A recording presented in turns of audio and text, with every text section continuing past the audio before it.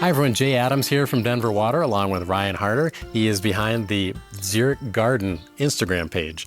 And speaking of Xeric Gardens, we've got an amazing one here. Ryan, why don't you tell us about all these water-wise plants out here? Sure. I think to start off, Jay, let's talk about this ice plant that we have going up the whole way of this pathway. This is a great plant select addition you can add to your yard. This is the Granita raspberry, probably one of the longest blooming ice plants they have in the program.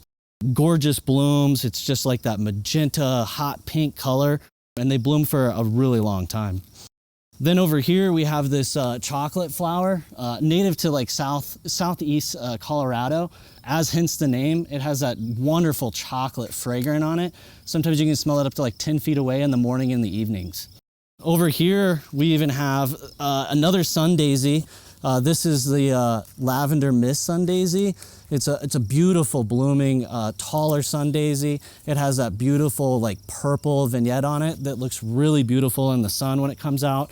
Butterflies love it, the bees love it. Really drought tolerant, semi-evergreen in the winter. Beautiful plant. We move to another area of the garden. Ryan, tell us about the plants you've got here. Sure. Yeah, we have a wide variety of plants here. We have some of our native grasses like standing ovation, little blue stem, blonde ambition, blue grama. Here we have the half pint compact penstemon. Here we have another chocolate flower. This is the avalanche white sun daisy, just a big, massive expansion, full of blooms. And you mentioned this one here. It's a good beginner plant. What is it? And tell us what you mean by a beginner plant. Sure. Yeah, this is moonshine yarrow, super drought tolerant. It's one of the few sterile yarrows out there, so it doesn't seed around like other yarrows. Really hard, tough to kill. Also almost semi-evergreen all year round. Okay, we've got another part of Ryan's garden here, and this is what you call your CU buff garden. Tell us about that. Yeah, so in here we have just black and gold flowers in here. Right here we have the Colorado gold gazania. This is a great plant for beginners. It is a little seedy, so kind of watch out if you don't want seedlings. Just kind of easy to pull out, but a great plant that can spread if you have a spot that's tough. And this one here, I love the purples. Yeah, our catmints, this is kind of just a little border that we have going on with catmint. You can see it's just full of bees, blooms almost all summer. You can even deadhead them and get, some late blooms in the fall again. There's so many different variety of these, almost hard to kill. Like anybody could grow these. Even me. Okay, all right, well, let's go take a look at another spot in the garden. For sure.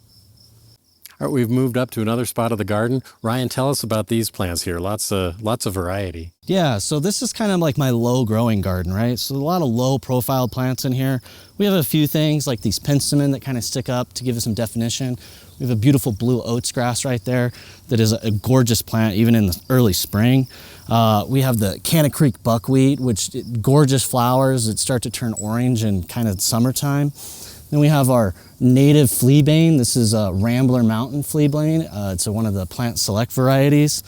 Just a bunch of different kind of low growing plants that bloom at different times of the year and kind of always have flowers in here from spring to fall. And all low water, really? These don't use a lot of water? Yeah, this is probably one of my driest areas in the garden, so not a lot of irrigation that goes in here. We even have some cactus over here as well.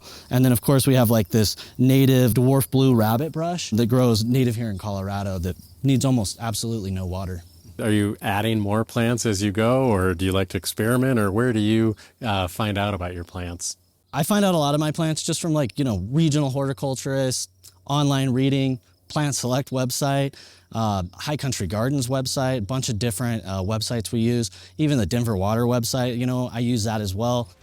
Great. Oh, just love all the variety here. You can see more on Ryan's Instagram page. It's the Xeric Garden. And stay tuned. Up next, we're going to talk about attracting pollinators to your garden.